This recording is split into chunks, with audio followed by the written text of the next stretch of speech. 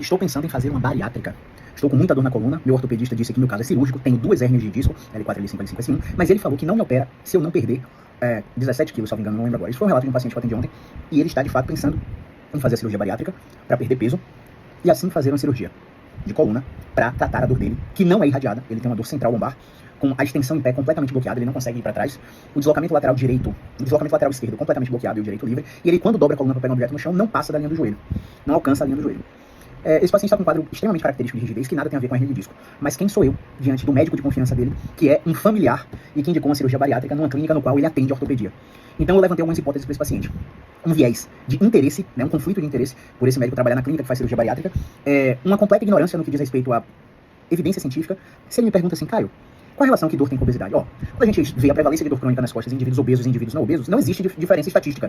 Se a obesidade fosse causa de dor na coluna, e aqui eu não estou romantizando a obesidade, tá? A obesidade é encarada por mim como uma doença, inclusive eu fui obeso por muito tempo, mas a obesidade não é causa de dor, porque o discurso desse profissional, segundo o paciente, foi que a obesidade estava deixando ele inflamado, e a inflamação estava colaborando para a hernia de disco, o sobrepeso estava achatando mais a disco e a hernia, achatando mais o disco e aumentando a hernia dele, e que ele poderia ficar sem andar pela compressão nervosa. Detalhe, o teste neurodinâmico desse paciente é completamente negativo, ou seja, não há evidência de que o nervo dele está sendo pressurizado pela hérnia. Ou seja, na minha opinião, a dor nas costas dele não é por causa da hérnia, e que ele não tem que fazer cirurgia nenhuma de hérnia de disco.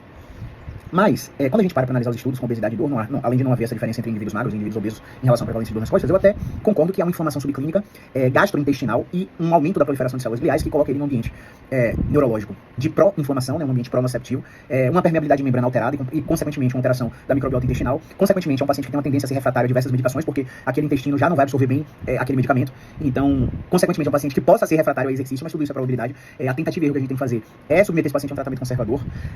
Uma outra coisa é que, quando a gente vê indivíduos obesos na prática clínica, não tem um dado científico disso, mas indivíduos obesos que fizeram bariátrica e que emagreceram, a dor não melhorou com a perda de peso. E aí a gente tá falando de uma redução de perda, uma perda ponderal aí de 20 a 40 quilos, cerca de 45 a 60 dias pós a cirurgia bariátrica. Então é muito peso perdido. E essa teoria de que o sobrepeso tá achatando o disco, porque a carga na coluna, ela é coerente. Coerente porque faz sentido na cabeça de qualquer leigo, né, que isso esteja realmente acontecendo. Só que e aí, os magros, os magrelos, os que não têm nem massa muscular, são super leves e tem um disco completamente abaulado. Qual seria a explicação?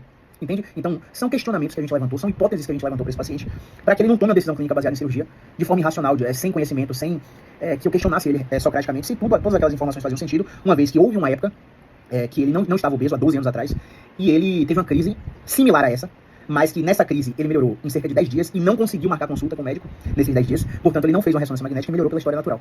Isso é um relato do paciente. Então são informações que devem ser contextualizadas, conceitualizadas num mapa, num papel em branco, onde você coloca a linha do tempo da história clínica desse paciente e faz esse paciente refletir sobre as próprias informações que ele está passando pra gente.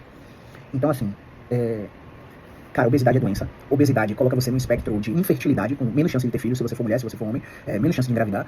Obesidade te coloca com a condição de má absorção de nutrientes alimentares, com a condição de saciedade prejudicada, você não se sacia, você come absurdamente, com a disposição prejudicada, com irritabilidade alta, com o sono desregulado, a apneia obstrutiva do sono. Obesidade é uma das comorbidades que mais geram doenças que levam à morte com o passar do tempo, mas definitivamente a obesidade não é causa da dor. Por isso, imagina o tamanho da frustração se esse paciente fizer uma bariátrica, 60 dias depois ele tiver perdido 40 quilos e ainda assim continuar com a dor lombar central, porque ela é crônica, já passou de 3 meses com a dor.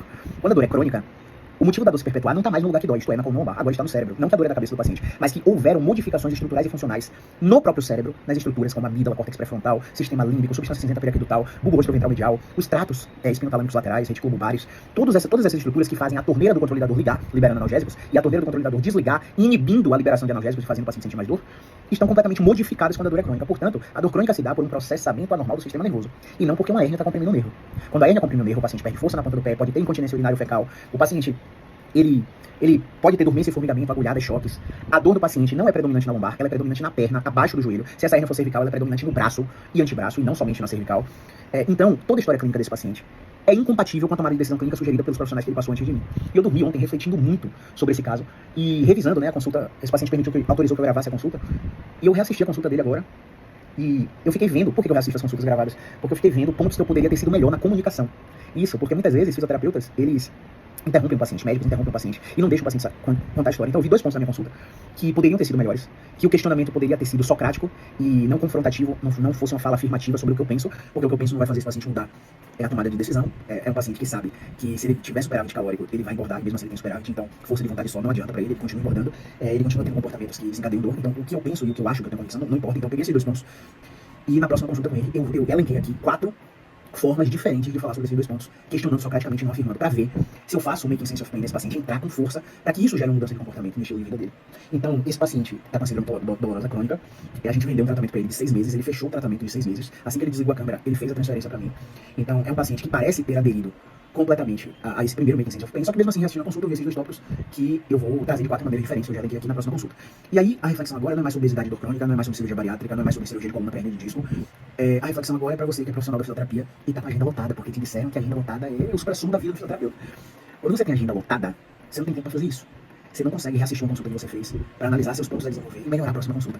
Você não consegue parar em casa e estudar o caso clínico de cada paciente que você atende. Por isso eu prego que você precisa ter uma agenda forte e estável, mas nunca lotada. Nunca, sob nenhuma hipótese, lotada. Beleza? Espero que essa reflexão faça vocês pensarem muito e entenderem que em caso de que já passou de 3 meses, o ideal é que você vá direto no fisioterapeuta e a partir dali tome a decisão de quais profissionais você precisa seguir, junto do físio ou somente o físio. Porque quando a gente vai no médico primeiro, não são todos, tá? As orientações, perdão, que a gente recebe, infelizmente, perdão, refluxo atacado, infelizmente, são pobres, pautadas em ciência.